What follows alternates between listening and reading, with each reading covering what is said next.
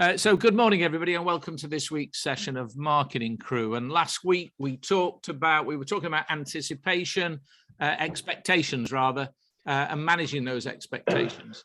But it was suggested, a number of subjects were suggested for forthcoming meetings. And one of them for this week was all about growth and scaling the business. And I gave some thought to that. And having a lot of experience working with a lot of entrepreneurs, imagining that everybody would want growth, I've come to realize the majority of people that start a business do not want that. They're not even thinking about growth. They're thinking about replacing their income that they had in a job or managing their finances. And that in itself can be a challenge, especially as we've been talking about the challenge of the cost of living, etc. So what I thought I'd do to begin with is just to share just a few slides to get the conversation going. And it turned out, in looking at this, I thought it's turned out into be a really interesting subject that I think everybody needs to pay attention to, whether you're looking for growth or not. So let me just share the screen. The idea was that we were talking about scaling and growth. And given what we were talking about previously, it would be interested to know, in terms of scale and growth, what are your expectations? What do you want? Do you want to scale and grow? That's the big question. Is that something that you actually want to do? Are you at the stage of scaling and growth? Is your business at this scale? Is your mindset at that stage? Because we imagine that it's the default for all entrepreneurs. We're encouraged to think that when we start out as entrepreneurs that we're going to be the next Facebook or whatever. And I don't think that's the case. I've talked to many business owners, and they get to a stage where they don't want to go any further. I know that I had those ambitions a long time ago, until I started to employ people and realized that I was actually paying for them to be employed. I was doing all the work. I wasn't delegating well enough. I probably wasn't managing the business well enough. But employees can be a real headache, especially with employment law at the moment. Those rules and laws that are meant to protect people have actually put people off from employing people. And when you're scaling and growing a business, you've got to consider other things.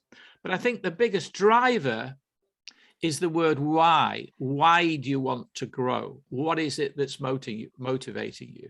Because it's your why that'll get you there. Because in growing and scaling a business, there will be hurdles. There'll be things that stop you. There'll be things that step in your way. And unless your why is really strong, unless you can keep coming back to that, why am I doing this? Then it's easy to give up. And you look at anybody if we were to interview anybody that scaled a large business, they've got a strong why. So I'm going to ask that, whether, what people want from their growth in a moment, and if that's the case, their why. So the question is, what are your expectations from your business? What would your expectations be in terms of growth? So for instance, I've questioned whether I really want to grow Marketing Crew in the same scale that I grew BNI and other networks that I've been involved in. And maybe 10 years ago, 20 years ago, maybe I would have had even larger plans to grow it further afield, but it still enters my mind. But I've got to question again why. And a number of opportunities have come up recently for a live event here in Wales. And I'm even thinking, actually, there's a shortage of live events. Maybe there's an opportunity to do other things. So these things cross your mind. And I'm sure growth ideas cross your mind, or expansion ideas cross your mind. But what are your expectations from those? It's one thing to have expectations, but to turn that into action, you need to have specific intentions. You need to decide what I'm actually going to do. The world is full of, especially on social media, the world is full of dreamers, people with great ideas. There's no shortage of great ideas, and most of them have been created. What there is a shortage of is action or intentions to put those ideas into practice. That's when stuff gets more difficult. And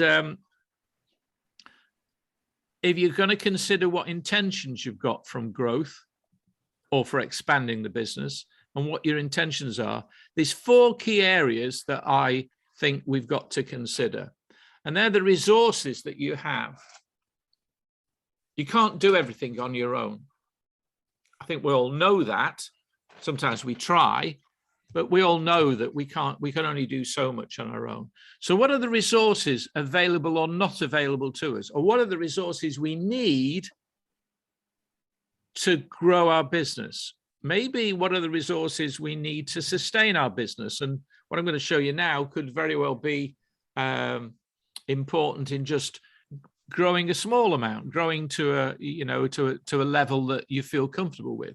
The first one is the time. We've got to recognize we've only so much time ourselves to do stuff. And we do get involved in doing all sorts of stuff that's not very time efficient or doesn't match the intentions that we had with our time. We get involved in trivia rather than priorities, mainly because we haven't established priorities. I'm as guilty as that as anybody else, by the way. So time is limited. We don't have any more time or any less time than Elon Musk, Jeff Bezos, Mark Zuckerberg, Richard Branson. They have as much time as us, but they use other resources. They leverage their time. And in the other resource is the time of money. So the other resource is money, because money can buy us time. We can employ people. We can employ other activity that will create that growth, get us in front of bigger audiences. And I'm going to come back to all of these when I've featured them. So there's money. The third area is skill. A lot of people are limited with the skill they started with when they first started their business, or when they left school, or when they left their employer. Very, very few people, in my experience, actually invest in their own development or their own skill sets. I find it amazing, but that's the case. And today, in a rapidly changing world, especially one that's moving towards digital, not investing in your skill levels can actually send you backwards. It can send your competitors forward. So you're therefore going back. And in many respects, it's clear that people that regularly attend Marketing Crew are at least looking to develop their marketing skills or marketing awareness, if you like. But whether it's marketing, whether it's the skills of the job itself, what's happening in the industry, that is a resource in itself. It's very important to stay ahead because increasingly clients are going to want more. And finally, strategy. How are you going to put the time, the money, and the skill into operation to grow the business? Now, from a time point of view, it's very tempting to work in the business, especially when you're own. You have to work in the business. You are the business. But really, we know we should be working on the business. So that's the first part of the whole time element. And I know that Rod, for instance, does have people that he employs, not so much employs, but he uses their skills and their time and their labor, even on a freelance basis, to help multiply the time invested in his business. He also uses money to buy that time. So is it the first time element is, do we have the right priorities, and are we working in or on the business? The money bit is, of course, the challenge. And I've been through that myself, where you get to a certain stage and you think, I'm going to invest in more people. But of course, you do that investment before the return. And if the return doesn't come quick enough, you're leaking money, you're bleeding money. So there's a big risk when it comes to any use of your money, whether it's in marketing terms or whether it's in employing people, even freelance people. There's a risk involved because you've got to put the money out first before you get a return. The big point there we've made in the past is you need to be able to measure that investment. You've got to be able to measure the return you get from using freelancers. You've got to be able to measure the return you get from advertising. But nevertheless, there is a risk. And that's okay. That's what entrepreneurs do. And if you can measure that risk, you can know what's worked, fix it. You see, you can always get money back. You can't get the time back. Some people are amortizing that risk by joint ventures. And I know we've covered that, and that could be a subject for the future. Joint ventures reduce or at least share the risk amongst others. But that in itself can be risky because not all partnerships work out well in the end. Depends how you set those up. In some cases, there will be people that don't have the skill sets to grow the business, will be very tempted to go and buy or invest in a franchise. And franchises or licensed opportunities can be a good return if you choose the right franchise. That could be a good option for people. I know we think about that as something that new people do, starting a business, but I found people that have thought, no, actually, that company, whether it's an HR company or whatever, offers the support I don't have on my own. So there's a lot of benefits of being in with a good resource, and an investment in that area, something that can be sold, could be a good way to grow.